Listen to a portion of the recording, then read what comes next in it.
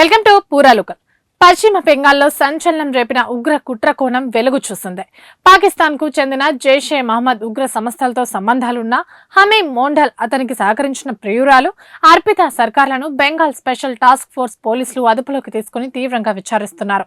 దర్యాప్తులో అధికారులు దిగ్భ్రాంతికర విషయాలను కూడా వెల్లడించారు. ఇటీవల ఢిల్లీలోని జంతర్ మంతర్ వద్ద జరిగిన విద్యార్థుల నిరసనలో పోలీస్ యూనిఫామ్ లో ప్రవేశించి భారీగా అల్లర్లు సృష్టించేందుకు జైషే గ్రూప్ నుంచి వీరికి ఆదేశాలు వచ్చినట్టు కూడా గుర్తించారు. అలాగే బెంగాల్ నేత సువేందు అధికారిని లక్ష్యంగా చేసుకుని ఆయన బందోబస్తు లేని ప్రాంతాల వివరాలు సేకరించేందుకు కుట్ర పనినట్టు తేలింది.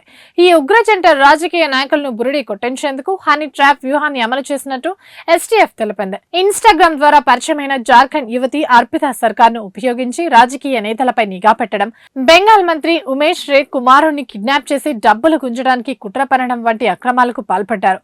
వీరు పాకిస్తాన్ హ్యాండర్లతో ఎన్క్రిప్టెడ్ యాప్ల ద్వారా సంప్రదింపులు జరుపుతున్నారని, వీరి వద్ద యూకే, మెక్సికో దేశాలకు చెందిన విదేశీ సిమ్ కార్డులు లభ్యమయ్యాయని అధికారులు స్పష్టం చేశారు.